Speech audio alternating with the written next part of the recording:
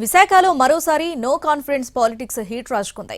జీవీఎంసీలో అసమ్మతి కార్పొరేటర్లపై అనర్హత వేటు కోసం వైసీపీ వేసిన పిటిషన్ తిరస్కరించారు. 26 మందికి నోటీసులు ఇవ్వగా ఒక్క సభ్యురాలు మాత్రమే విప్ ధిక్కరణ పరిధిలోకి వస్తారని ఎన్నికల అధికారి ప్రకటించారు. ఈ నిర్ణయాన్ని న్యాయస్థానంలో ఛాలెంజ్ చేయాలని ప్రతిపక్షం డిసైడ్ అవ్వడంతో వ్యవహారం కొత్త మలుపు తిరిగింది.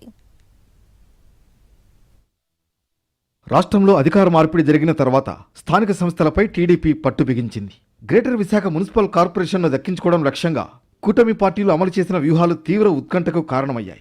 కార్పొరేటర్ల ఫిరాయింపులు, విదేశాల్లో క్యాంపులు, ప్రలోభాలు, ఇలా నెల రోజులకు పైగానే హైట్ డ్రామా నడిచింది.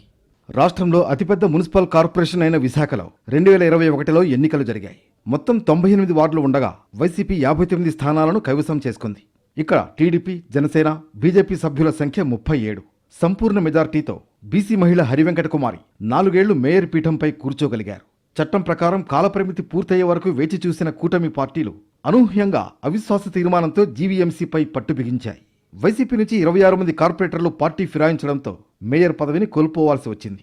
ఉత్కంఠ పరిణామాల మధ్య మ్యాజిక్ ఫిగర్ సాధించిన కూటమి పీలా శ్రీనివాసరావును మేయర్ పీఠంపై కూర్చోబెట్టింది. అయితే తమ పార్టీ బీఫామ్ మీద గెలిచిన సభ్యులందరికీ విప్ జారీ చేసిన వైసీపీ పార్టీ ఫిరాయింపులకు పాల్పడ్డ 26 మందిని అనర్హులుగా ప్రకటించాలని కలెక్టర్కు ఫిర్యాదు చేసింది.